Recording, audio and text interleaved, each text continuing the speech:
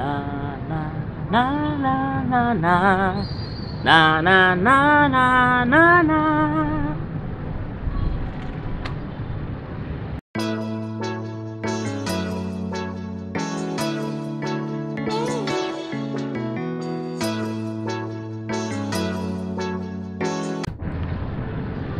So, welcome guys sa isa na namang episode ng Kuya Dens.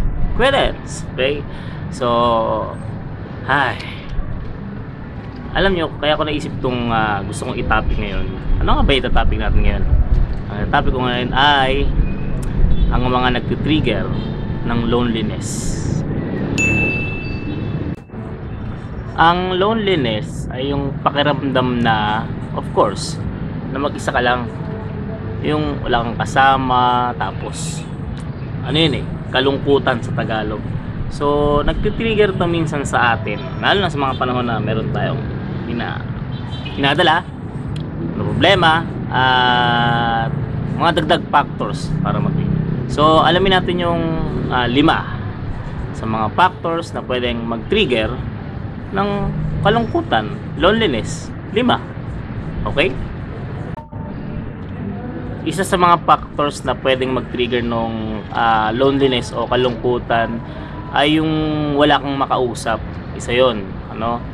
Pagka ang isang tao, may mga tao talagang ayaw nila na munang may makausap for a moment kasi maaaring may inisip sila or alone time. Pero may pagka yung ganung pagkakataon na wala siya nakakausap, long period na siya, pwede na siyang nakakapag-factors na siya doon para maramdaman ng isang tao yung kalungkutan. Lalo na kung may mga ina-approach siyang gustong kausapin tapos hindi available o hindi nagre-respond o baka busy, at may mga taong dati niya nakakausap tapos hindi niya na nakakausap ngayon. It can be a factor or isa yun talaga sa factor na makaramdaman mo yung kalungkutan. So yun, isa yun, yung walang nakakausap. Pangalawa na pwede mag-trigger ng pakiramdam ng kalungkutan is yung mga past memories na maaalala mo na medyo nag-cause sa'yo ng pain at nag-cause din sa'yo ng kalungkutan. Pag yun nag-turn back sa'yo, nakita mo yung pictures na nakakapagpalungkot sa'yo, video na nakakapagpalungkot sa'yo, thoughts na nakakapagpalungkot sa'yo, it can trigger loneliness. Tapos parang kasamahan pa nga minsan ng regrets bakit di mo ginawa to, ba't di mo ginawa yung ganyan. So yun, yung mga past events, yung mga naranasan mo noon na nag-cause sa'yo ng pain, nag-cause sa'yo ng kalungkutan, pagka naalala mo ulit yun, nakita mo, narinig, it will also trigger loneliness. Okay? Pangatlo, of course, pag nakakita ka ng bagay na nakakalungkot, kahit walang kinalaman sa'yo, okay, lalo na kung may emotional attachment doon sa nakita mo, yung para bang nakapanood ka ng malungkot, nakakapag-trigger yan ng kalungkutan. Nakakakinig ka ng nakakalungkot na kanta, o triggering factor din yan. O nakabalita ka ng malungkot na nangyari, o triggering factor din yan. So kahit walang directly kinalaman sa'yo, pwede yung mag-trigger ng kalungkutan sa'yo. Or pagka-miss mo sa isang tao. Ayan, pagka-miss sa isang tao, sino man yung tao na yan, magulang, kapatid, kaibigan, malapit sa puso, bahala ka na. Ang pagka-miss sa isang tao ay mag-trigger din ng loneliness o kalungkutan. Lalo na kung wala ng form of communication. Kapag naalala mo yung mga panahon na nandyan siya, panahon na pinagsamahan ninyo, masasaya man yung naaalala mo, it can trigger you loneliness kasi hindi na nga kayo nagkikita, kayo nagkakausap, so mahalaga pa siya sa'yo. Okay? Baka ito pa yung mga panahon na naramdaman mong hindi ka na mahalaga sa kanya. So yung pagka-miss sa isang tao can trigger also loneliness. At panlima, yung pagiging empty ay nakaka-trigger rin ng kalungkutan. Yung empty na wala kang maisip, wala kang maramdaman, walang nangyaring something, empty, as in empty talaga. Yung pagiging empty na kasi it can cloud something on your mind, tapos mag-trigger siya ng mga past moments na medyo sometimes yun yung magli-lead ng loneliness sa'yo, pagkaramdam ng pagkalungkot. So, at the moment na mga yung empty, ako pagkaka-experience ko ng ganyan, pinipilit kong mag-isip ng o ma-preoccupied ako ng gusto kong gawin.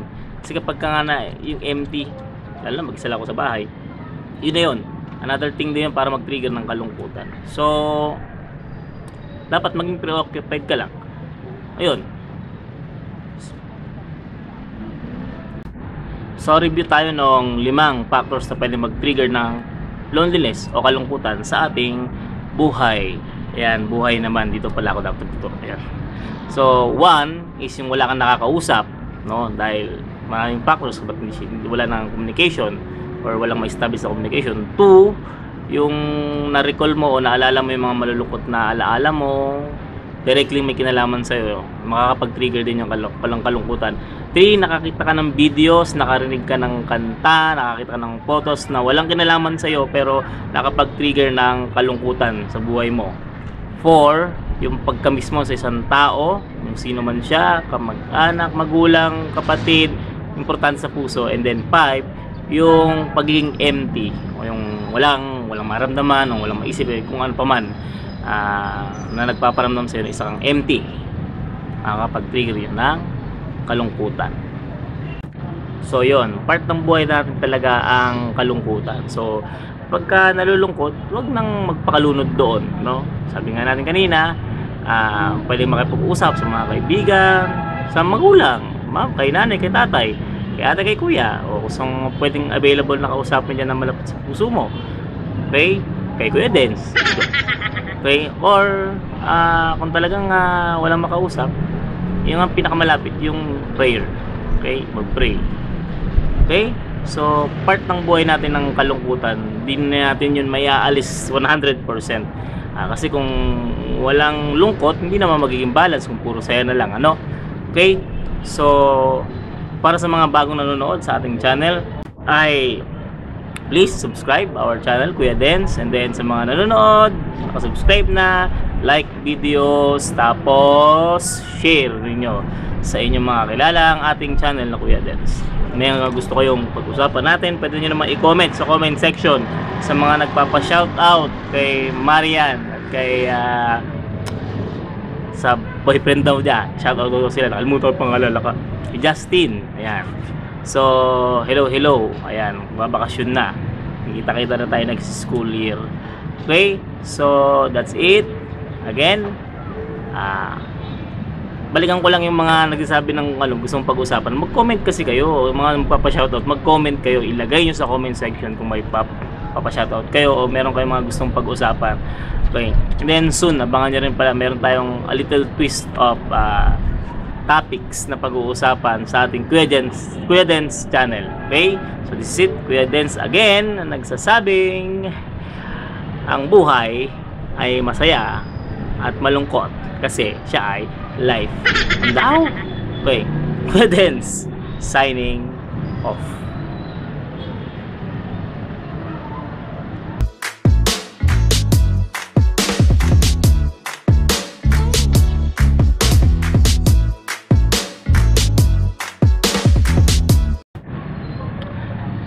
Two months na wala akong pasok, walang trabaho, ang magandang sideline, magbanda. Habang kinikita sa vlog kasi, tulungan niyo naman ako.